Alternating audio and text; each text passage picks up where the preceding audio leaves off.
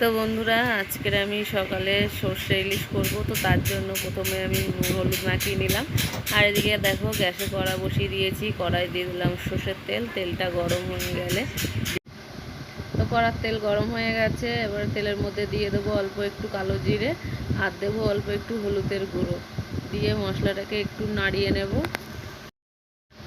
কালো জিরে আর হলুদটাকে একটু তেলের সাথে নাড়িয়ে নিয়েছি। এবার এর মধ্যে দিয়ে দেবো জল। জলটা দিয়ে কিছুক্ষণ ফুটতে দেবো।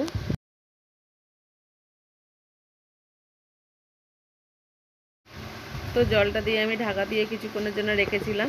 এবার ঢাকনাটা খুলে নুন হলুদ মাখানো ইলিশ মাছগুলো ঝোলের মধ্যে দিয়ে দেব। তো ঝোলের মধ্যে মাছগুলো দিয়ে ঢাকা দিয়ে রেখেছিলাম। তো ঢাকনাটা খুলে দিয়েছি। এবার এর মধ্যে বেটে রাখা মশলাগুলো দিয়ে দেবো। এর মধ্যে বাটা আছে সর্ষে, পোস্ত আর কাঁচা লঙ্কা একসঙ্গে বাটা আছে। বাটা মশলাটা ঝোলের মধ্যে দিয়ে দিলাম। দিয়ে আবারও কিছুক্ষণের জন্য ঢাকা দিয়ে রেখে দেবো। একটু ঝোলটা কমে গেলে তারপর নামিয়ে নেব। তো দেখো বন্ধুরা, আমার ইলিশ মাছের ঝোল রেডি হয়ে গেছে। আর উপর থেকে 3টে চেরা কাঁচা লঙ্কা দিয়ে দিলাম। আর তরকারিটা আমি বেশি ফোটাবো না, এরকম ঝোল ঝোলই রাখবো। তো বন্ধুরা, ইলিশ মাছের পাতলা ঝোল রেডি হয়ে গেছে। আর দেখো কত সুন্দর হয়েছে।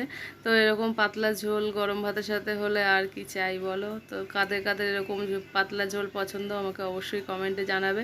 আমার তো ভীষণই ভালো লাগে। তো